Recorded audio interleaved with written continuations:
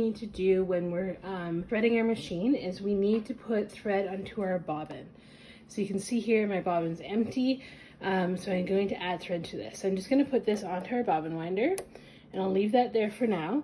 And I have two different types of thread here. So I have the pink one, which the thread is stacked on top of each other. So the thread on this spool is straight up and down like this. On this spool, if you look at it closely, it's crisscross. So the thread goes like this on this spool, and this one is straight across.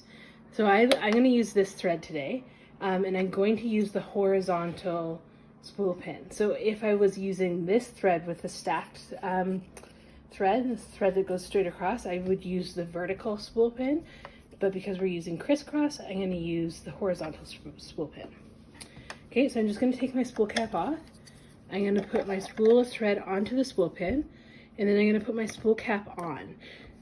The reason you want to do this is because as you're sewing, this is going to turn, and as it turns, it's going to start to want to fly off the spool pin. So this stops that from happening. So when we're doing our bobbin, we only need to look at the top of the machine. So there's a kind of a little groove in the machine right here. All we need to look at is from here to here. We can ignore everything on this side of it. And basically I'm going to start by grabbing my thread and following the arrows. So we're going to come straight off the thread and go through the first thread guide, which is actually right here. So I'm just going to hold my thread like I'm flossing my teeth, so there's some tension in it. So you can see I have tension, and if I don't have tension, it kind of sags. So you want to add that tension. It just makes it easier for you to get the thread to go where you want it to. So I'm going to go through the little guide here, and it's just a little hook on the back of the machine.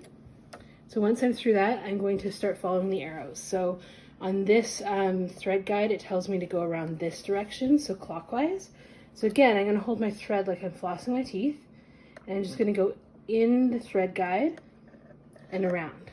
Okay, and I can see that it's all in the thread guide here.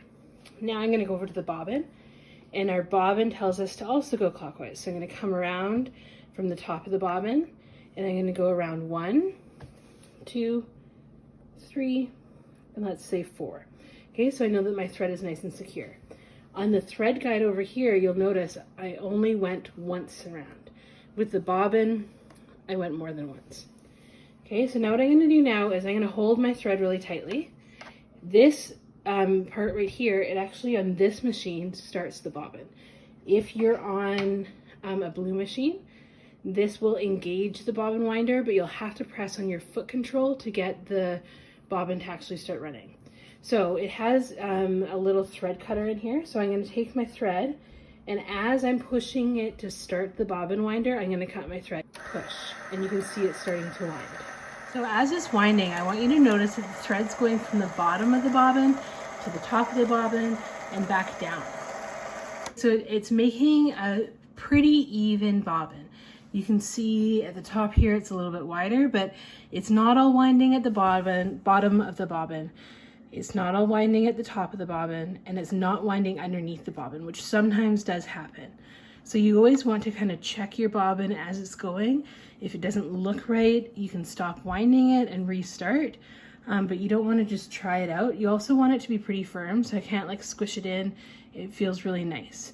So if it's not nice and smooth like this, then something in the top threading has gone wrong, and you should retry winding it.